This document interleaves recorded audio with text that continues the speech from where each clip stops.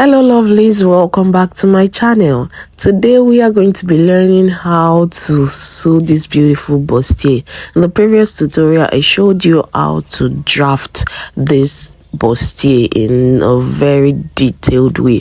So today we are going to be learning how to sew it. So I've gone ahead to cut it. So if this sounds like what you would like to learn, let us get right into it. So I have gone ahead to cut out my fabric with the pattern we drafted.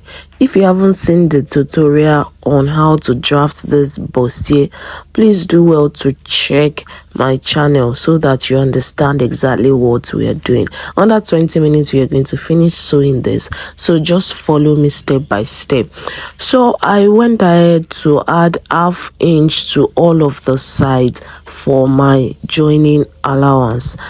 I also added to my yoke as well the sides and the neckline. So you just go ahead and you just add your allowances to everything, but for the sides it's going to be more than that. So I added 2 inches to mine. You can decide to add lesser or you can do the, but I have my reasons for adding this, okay, this much. So it's just the sides that I added 2 inches allowance, and I've gone ahead to cut out my sleeves. So you determine the type of sleeve you want. So because I'm using chantilly lace and it is transparent, so we need to cut out 2 linings. Okay, I'm using this line. You can use doll face as your lining, but I'm using this lining for mine.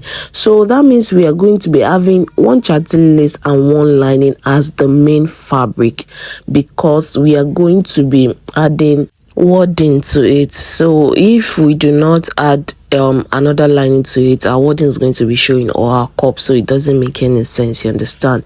So you go ahead and you cut 2 linings for every of your pattern except the yoke, okay, except the yoke. So you can see for my yoke, for the front part, I'm going to be using this lace line, this salvage, and that's what I'm going to be using for the center front. Okay, so you do the same thing for the this salvage, and so it's going to give it a bit, you know, just like you saw on our model. So but for the back we're not going to be doing that. You just use your bias tape to just hem all around, okay, and you cut just 1 piece. So now let us go to the next thing. For our wadding, I cut out 2 pieces because this wadding is soft and I like my I like my bustier to be solid, you understand? So I cut out 2 pieces, so it's going to give it a bit more structure. This is totally optional and it is up to you, okay? And when you're cutting your wadding, make sure that it is like 0.5 or 0.75 below the starting point, because if you do that, when you want to turn with your lining, it's going to be easy and the wadding is not going to be obstructing the turning of your lining and how well rested your neckline is going to be. So you can see that I did the same thing for the other side. Then you stop on that bust, because that is exactly where we need it. We are padding our bust area, so it doesn't make sense for it to extend beyond your under bust. So you can see, just come down 0.5 to 1 inch below the main part, then you stop at your under bust. So for the loop part, I've gone ahead to cut out my plain crepe fabric. I'm using plain crepe. You can use your doll face for it if you're using doll face or satin to line it. So I cut out 4 pieces because I need 1 for the main fabric and 1 for the lining, and we are doing 2 parts. So I cut it out and I added 0.5 inch all around. If you are going to be cutting yours on fold, like if your side is straight, you can go ahead to do that. Then I cut out my interfacing for it. Okay, so you're going to interface everything so that when you puncture hole for your loop, it's not going to unravel. I have gone ahead to cut out my modesty panel. This is optional if you don't want a modesty panel, if you want your back to show, but that is why it's called a modesty panel. So for the length of your model steel panel, we are covering the back, so you can just come down like half or 1 inch below the starting line. Okay, then make sure that it's going to cover your whole back, but like you can come up by 2 inches or so below your line. Okay, because you're still going to be recutting this, so you just go ahead and you fuse your interfacing to your model steel panel. Okay, so now let us move over to the next thing. If you've gotten to this point and you're yet to subscribe, please do so that YouTube can push this to other audience. Okay, and this is going to encourage me to do more tutorials like this, and it's going to show that okay, yes, I am teaching and people are learning and I am impacting people. Okay, so please do well to subscribe, like, share and comment, and if you have any question whatsoever, just drop it in the comments section, or if you want me to do any tutorial for you, just drop it in the comment section as well. Remember that I told you that we are going to be using one lining, one lace as the main fabric. So you're going to just place it just like you see me do.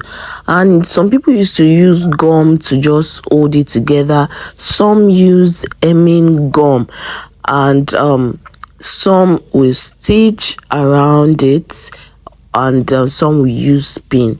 I'm not going to advise you to use gum or hemming gum because sometimes it might just leave a white cast. Okay, so the best option is for you to sew it all around if you cannot handle this type of fabric, or you can go ahead to pin it just like you see me do. I'm going to go ahead and pin it because I really do not have the luxury of time to go and sew everything all around. Okay, I want to be done with this ASAP. So but if you are not confident in doing that, just sew all around the edge so that you're sure that one fabric is not away from another, you get. So you just go ahead and do that. So I'm just going to continue. I'm just going to prepare all of my fabric with my lining. I'm going to do that for the front part. I'm going to do that for the back part as well, so you just watch what I am doing. So I posted something in my community on the post section, posted some pictures of tutorials that you would like me to do. So you can go ahead, if you haven't checked it, or if you haven't seen it, check the posts comment under my channel, the post section. Then you choose if you want A or B tutorial 1 and 2, or both. Like, just check the options that I put there and you tell me what you prefer to do, because I don't just want to be doing tutorial on my own. I want you to be part of the community, I want you to be part of this family. So I would like your feedback, I would like your comments. So you just go ahead and you just drop a comment on the tutorial you would want me to do next in what I already posted. Okay, so now for the for our wadding, so we're going to place it on it. So go ahead, make sure you pin as much as possible, so that everything will be held in place. And for your wadding, make sure that it is the shining part that is touching your fabric, because that is where it's going to adhere to the fabric, so that when you iron, it's going to adhere strictly to your fabric. So make sure that it is where the gum is, that is where it is touching your fabric. I hope you understand what I am saying, so that when you iron, it's going to gum to your fabric. Yeah, so I hope you really understand what I just said now. So you go ahead and you place your wadding to all of the sections that we need it to be. Make sure that it is perfectly arranged, because if not, after you sew, you see that one part of your wadding is not aligned to the other part. Okay, so this can can be caused by improper placement. Like I always mention in all of my tutorial, make sure everything is placed properly. So you go ahead and you sew. So I'm still going to trim off all the excesses by the side of the wadding. You go ahead, you sew one side and you sew the other side. Then you also sew your linings together as well. Okay, so I'm going to go ahead and I'm going to do that, and I'll show you the result. Ta-da! So you can see that our cup is forming.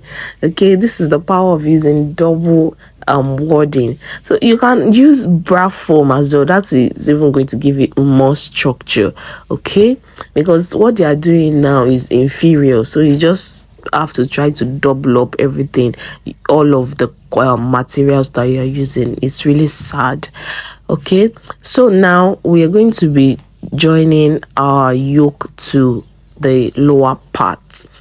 I told you earlier that we're going to be putting the selvage end at the center, that lace end we're going to be putting it at the center front. Okay, just like we saw on our model.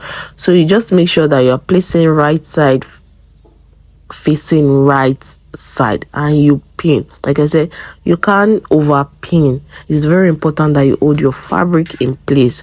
Once you do all of this, sewing is going to be very easy for you to do.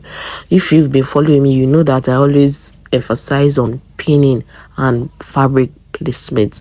Okay, so you just go ahead and you make sure that it is right side facing right side, especially if you're using fabric like this. Okay, so you go ahead and you sew all around just to secure your yoke to your fabric.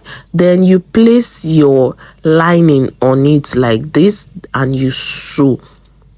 Okay, so that we are going to finish just the upper part like that. Then when you turn it, you see that all of our sewing will be hidden. So I'm going to go ahead and I'm going to do that, and I'm going to show you. So I've gone ahead to attach my yoke. You can see that our bustier has been formed. It's just remaining a little bit for it to become a full outfit. Look at how neat. If it is not neat, it is not us. So you can see how neat it is. So now let us work on the back. So I have gone ahead to put my interface on all of the pieces that I need to put my interface on. So for the modesty panel, that is the next thing we are working on. So you go ahead and you sew your modesty panel if you cut it into pieces like this. Okay, but if you folded it, so it will be very easy for you. So you just sew all around and you iron. So after doing that, you go ahead to finish up your yoke. Remember that I said we're going to be using our bias tape for this. So I'm going to go ahead and I'm going to use my bias tape to turn the neckline and all the sides together, and I will iron. Okay, so now I have gone ahead to pin my lining to my chantilly lace, just like I did for the front. So now we need to attach our, for neat finishing, so that there won't be any stitches, you attach your modesty panel after you've already joined it to the other part. Okay, you attach it to your lining, not your main fabric, please, to your lining. Okay, so you just do it. You can see the way I'm doing it. So you sandwich your yoke between your loop and the lace. After sewing, you're going to see what I'm talking about. So you go ahead and you join the loop part to your main fabric. Okay, you do the same thing for the both side. Okay, so now you will repeat that same thing for your lining.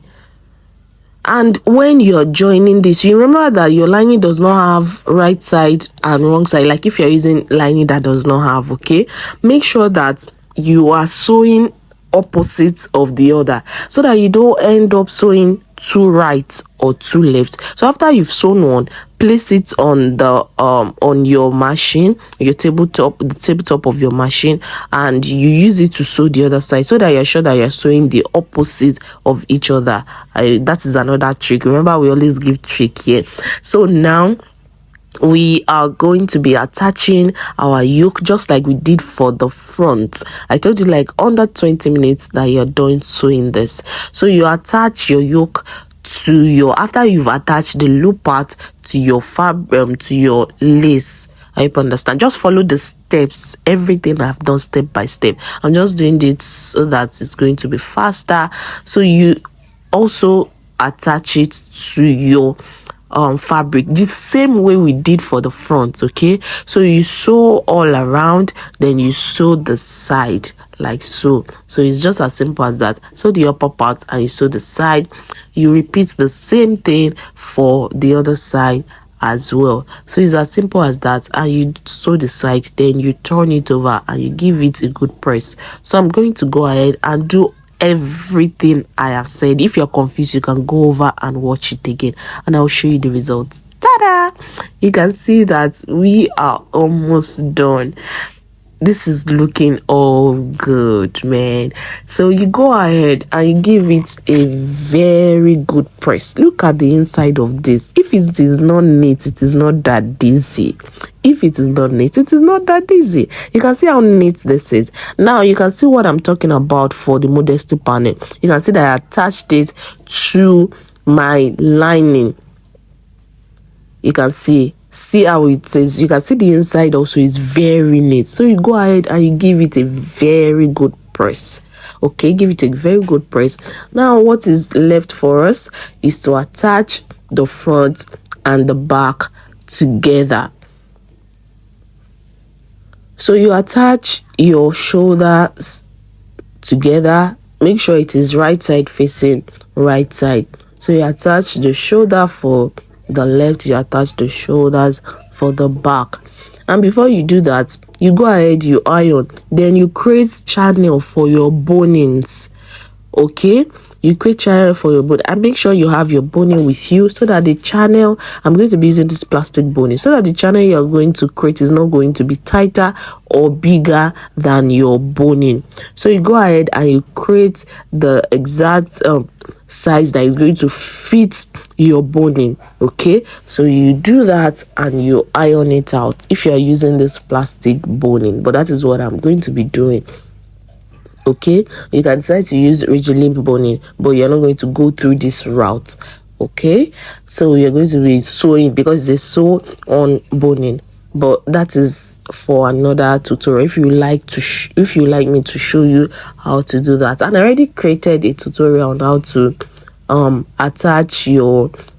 create your boning channel, and also how to wrap your rigiline boning around your fabric. So you can do well to check that out. I might be putting it in the description box.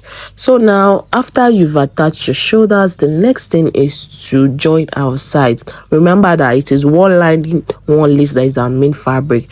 So we use 2 inches for our sewing allowance. So it's 2 inches that we are going to be joining together.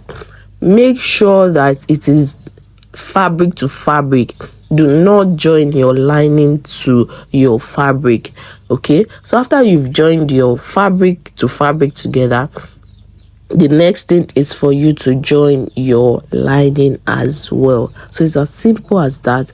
You go ahead, you do the same thing for the other side, and we are going to be attaching our sleeve. Remember that I already cut our sleeve from the beginning. You determine the type of sleeve you want, so you attach your sleeve to it and you give it a very good press. So I'll go ahead to do that and show you. So I have gone ahead to join all of this together.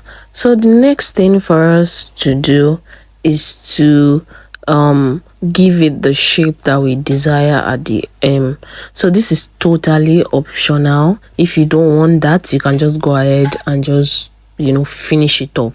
Okay, but according to our templates, we are going to be forming a shape around the hem. You can decide the type of shape you want. It's not compulsory for you to follow exactly what I am doing, but I'm just going to show you how I did mine. Then you go ahead and be creative with yours. So I folded it into 2, then I came up by 2 inches at the back. So I came up by 2 inches, just what I am doing, because I don't want the back to be too long, because I'm going to be putting boning there and I like peace. You understand? If your boning extends to your butt area, or it will be uncomfortable when you sit down, and I do not want that. I just want it to be a bit lower than my waist so that it will be very comfortable for me. So that is why I'm cutting off 2 inches, and like I said, this is totally optional. So I'm just trying to form a scallop here. You can make yours deeper, you can make it wider, you can still go ahead to change it up. I'm just giving you a guide on what to do. It is not a holy grail. Do any shape, make it deeper, make it longer. It is entirely up to you. Okay, so I'm just going to do this, and I might eventually still change the shape if I do not feel it, you understand? So you just go ahead, cut out the shape. Make sure that it is on fold, and make sure that all your seams, they are aligned before you cut out. This is important, because if your seams do not align, when you cut out the shape, one part is going to be looking different from the other parts. So I'm going to go ahead and I'm going to cut it out. You can see my hand placement. So this is how you place your hand when you are cutting, to prevent the fabric from shifting all around. So I'm just making this shape. I still eventually change it, like I said. You also can do this, or just come up with something much more creative. I trust in you that you're going to be creative. Okay, so that is that about that. Now, to finish it up,